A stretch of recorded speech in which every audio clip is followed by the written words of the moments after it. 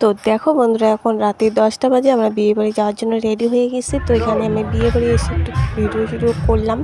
তো এখানে দেখো মানে বিয়ের কনেটা মানে বউ ভাতে ও ফটোশ্যুট করতেছে। বাড়ি আসা হচ্ছে, চেঞ্জ করা হচ্ছে, এখন বাড়ি থেকে এসে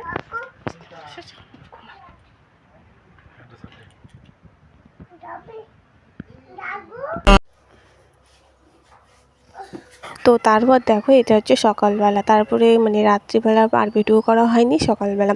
তো সকালবেলা আমি মশারিটা তুলে নিচ্ছি। ওর বাবা গেছে হাটে, তো তামাক বিক্রি করতে হাটে গেছে রাত্রে 2টোর দিকে। আমাকে বলেনি, আমি 4টার দিকে এখন মানে ঘুম ভেঙে গেছে, দেখি ও পাশে নেই। তারপর ফোন করলাম, ও নাকি হাটে চলে গেছে।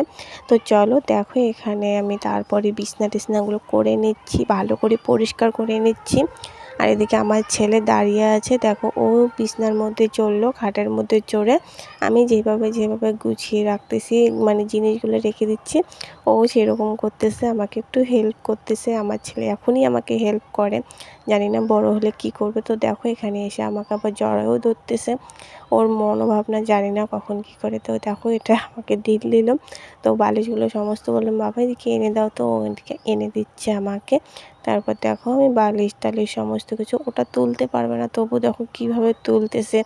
কী আর বলবো, আমার ছেলে এত দুষ্টু। তো তারপর আমি নিয়ে নিলাম। তারপর বললো যে, বললাম যে তুই নাম, আমি এখন এটাকে ঝাড় দেবো ভালো করে। তো আমার ছেলে তারপর নেমে গেছে। আমার ছেলে একাই নামতে পারে, একাই উঠতে পারে খাটের মধ্যে, কারণ আমাদের খাটটা নিচু, আর আমার ছেলে অনেক বড়ই হয়ে গেছে। তো চলো এখন দেখো আমি বিছনাটা ভালো করে ঝেড়ে নিব। ঝেড়ে টেড়ে নেওয়ার পর তারপর আমার বিছনা করা কমপ্লিট। তারপর কি করি না করি সমস্ত কিছু তোমাদের সাথে শেয়ার করবো। আমার ছেলে আমার এখানে শুধু ঘুরঘুর করতেছে। আর আমার ছেলে এত দুষ্টু হয়েছে, বাইরে গিয়ে শুধু সবাইকে মারে। তো তার জন্য ওকে আমি একাই বাইরে পাঠাই না, সবাইকে মারে। তখন আমাকে এসে সবাই বলে যে আমাদের মারতেছে, ভাই মারতেছে। তো তার জন্য ওকে নিয়ে আসলাম। তারপরে আমার ছেলে পুজো করতেছে, আমার ছেলে পুরোহিত। ওরা পুজো করতেছে, আমি এখানে বসে বসে আছি প্রসাদ খাওয়ার জন্য। এসেছে 3টার দিকে। এখন কয়টা বাজে? 5:30। 3টা 4টা 2 ঘন্টা 2.5 ঘন্টা হয়ে গেলাম প্রসাদের জন্য। তো জানি না কখন আমাদের প্রসাদ খাওয়াবে।